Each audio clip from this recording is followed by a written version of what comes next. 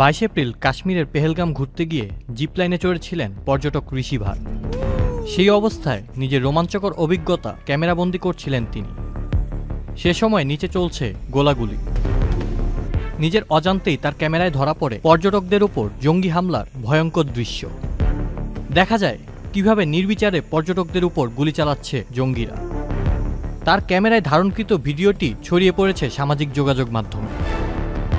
Viral সেই ভিডিওতে দেখা গিয়েছে পেহেলগাম ঘুরতে গিয়ে জিপলাইনে চড়ছেন ঋষি। তার মুখে হাসি, হাতে থাকা সেলফি স্টিকে অভিজ্ঞতা ক্যামেরাবন্দি করছেন। কিন্তু তিনি জিপলাইনে ভ্রমণ শুরু করার কয়েক সেকেন্ডের মধ্যেই পাহাড়ি উপত্যকায় শুরু হয় মুহুর্মুহু গুলির আওয়াজ। প্রাণ বাঁচানোর জন্য পর্যটকদের দৌড়াতে দেখা যায়। কেউ কেউ পালানোর সময় জঙ্গিদের গুলি খেয়ে মাটিতে পড়ছেন। তবে পুরো বিষয়টি অজান্তেই ক্যামেরাবন্দি করেন পর্যটক ঋষি ভাট।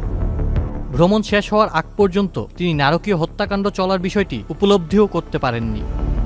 ভাইরাল হওয়ার পর ভারতীয় গণমাধ্যম ANI-কে দেওয়া সাক্ষাৎকারে সেদিনের ভয়াবহতা তুলে ধরেন গুজরাটের আহমেদাবাদের এই বাসিন্দা। मैं जब जिप लाइन कर रहा था तब फायरिंग स्टार्ट हुई। अराउंड 4 से 5 बार गोलियां चल गई। तब 20 सेकंड तक तो मुझे मालूम नहीं था, मैं मेरी मस्ती में जिप लाइन के अंदर था। 22 এপ্রিল হামলার ঘটনাটি যখন ঘটে তখন পরিবার নিয়ে পেহেলগামে গিয়েছিলেন ঋষি ভাট। 5-6 জনকে গুলি করতে দেখেছেন তিনি।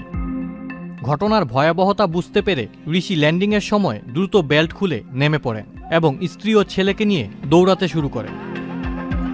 তিনি আরও বলেন, একটা গর্তের মতো জায়গায় তারা লুকিয়ে থাকেন যেন হামলাকারীরা তাদের খুঁজে না পায়। मेरी वाइफ और लड़का नीचे चिल्ला रहे थे। मैं थोड़ा नजदीक पहुंचा, मैं बेल्ट खोल के कूद गया। कूद के मेरी वाइफ और मेरे लड़के को लेके वहां से तुरंत भागने लगा। फिर वहां देखा हमने एक स्पॉट पे लोग छुप रहे हैं और वहां पे खड्डे जैसा है, जल्दी दिखते नहीं है।